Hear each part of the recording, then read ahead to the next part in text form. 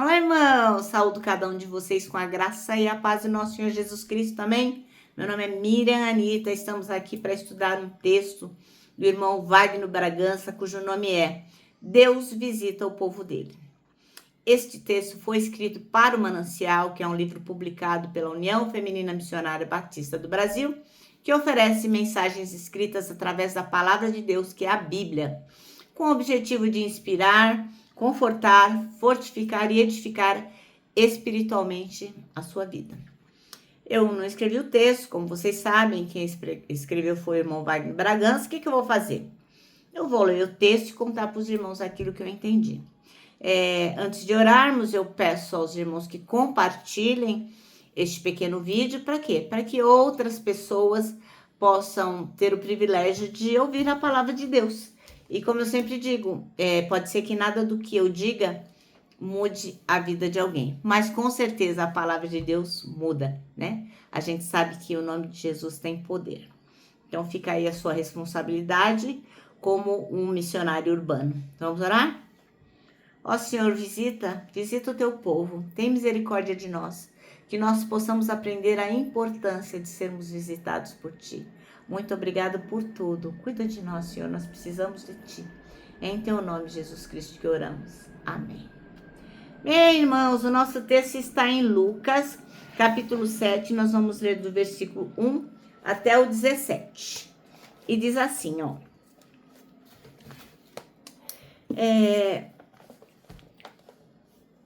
Do 17, é isso mesmo, né? Não, mentira, do 11 até o 17. Nós vamos ler Lucas, capítulo 7, do 11 ao 17. É quando o filho da viúva de Naim é ressuscitado. E aconteceu que no dia seguinte, Jesus, né?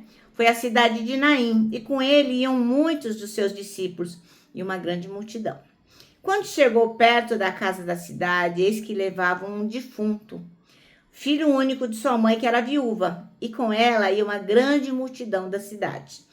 E vendo-a, o Senhor moveu-se de íntima compaixão por ela e disse-lhe: não chores. E chegando-se, tocou o esquife, e os que o levavam pararam. E disse: jovem, a ti te digo, levanta-te.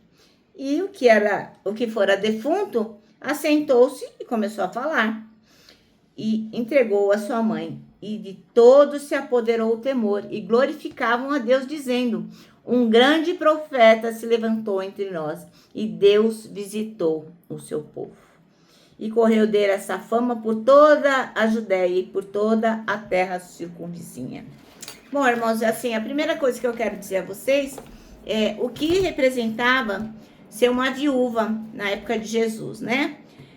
Na época de Jesus, ser viúva era a pior coisa do mundo, e ser viúva sem filhos, pior ainda.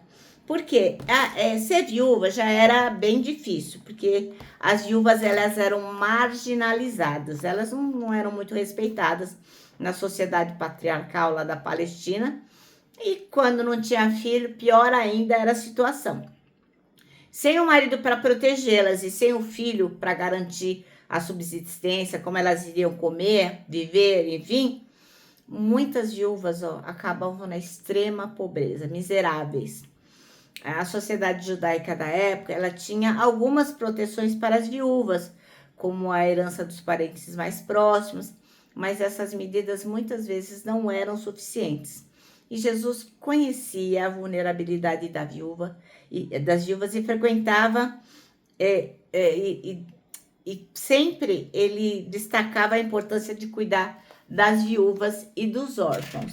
Então, agora a gente pode começar, já que você viu a gravidade que era não poder subsistir e ser protegida naquela época, né? Então, no versículo 16, vou relembrar aqui, o nosso versículo do dia é o versículo 14, que diz: chegando-se, Jesus tocou no caixão e os que estavam carregando pararam.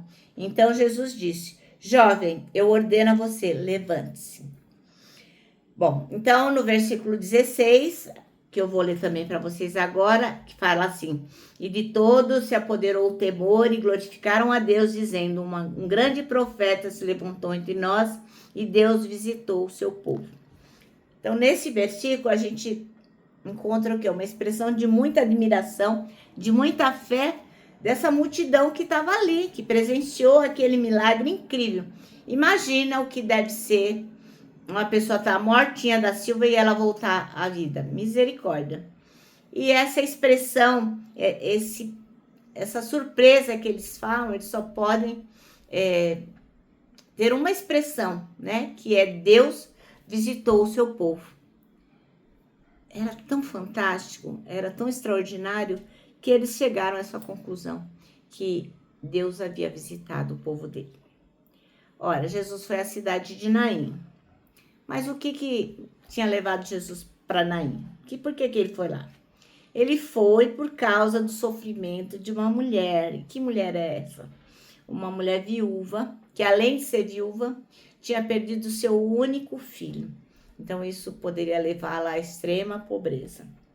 Mas o que Jesus fez? Jesus ia mudar totalmente a história, a vida desta mulher. Por quê? Porque ele ia restituir aquilo que ela havia perdido, aquilo que ela tinha de mais importante do ponto de vista dela, que era o filho, Deus iria restituir. Isso também acontece com a gente. Jesus vem ao nosso encontro para mudar totalmente a nossa história, para nos transformar, para nos fazer novas criaturas.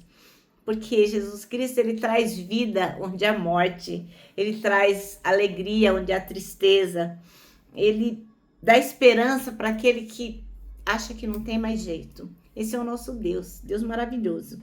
E aquela mulher recebeu a compaixão de Jesus, que viu o sofrimento e a dor dela. Ele foi lá para pertinho dela, falou, ó, não chora não, tá bom?